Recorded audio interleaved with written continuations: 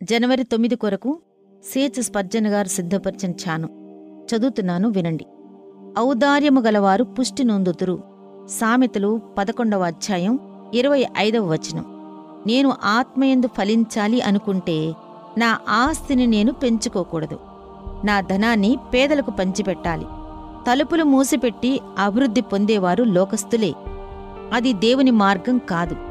వెదజల్లి అభివృద్ధి పొందువారు కలరు, తగిన దానికంటే తక్కువ ఇచ్చి లేమికి వచ్చువారు కలరు అని దేవుడు చెబుతున్నాడు. ఇవ్వడం ద్వారా సంపాదించుకోవటమే విశ్వాస మార్గం. నేను అభివృద్ధి చెందాలనుకుంటే, కృపాసహితమైన బహుమతి పొందాలనుకుంటే దాతృత్వమే మార్గం. దాన్ని నేను అభ్యాసం చేసుకోవాలి. నేను బాగా ధనవంతునైపోవాలనుకోను. నేను పుష్టిగా ఉంటాను, కాని అదుపులేని పుష్టి మాత్రం కాదు.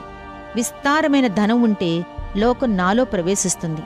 దాని ద్వారా నా హృదయం వెర్రితలలు వెయ్యొచ్చు. నాకు సరిపోయినంత ఉంటే అది నాకు ఆరోగ్యకరం. అది నాకు తృప్తినిస్తుంది. ప్రభువు నాకు తగిన సామర్థ్యాన్నిస్తే అది నాకు చాలు. అయితే మానసిక ఆత్మీయ పుష్టి నాకు అవసరం. దానిని నెక్కువగా కోరుకుంటాను. నా దేవుని ఎడల, సంఘం ఎడల, నా తోటి విశ్వాసులెడల నాకున్న మంచి తలంపులకు ప్రతిఫలంగా నాకు కావలసిన మానసిక ఆత్మీయ పుష్టిని పొందుకుంటాను. నా ఆకలి తీర్చుకోవడంలో లోటు చెయ్యను. ఎందుకంటే నా ఆత్మీయ స్థితి దిగజారిపోతుంది. నాకు సమృద్ధి కావాలి, స్వేచ్ఛగా ఉండాలి. అప్పుడు నేను నా ప్రభువులా ఉంటాను. ఆయన నా కొరకే తన్ను తాను సమర్పించుకున్నాడు.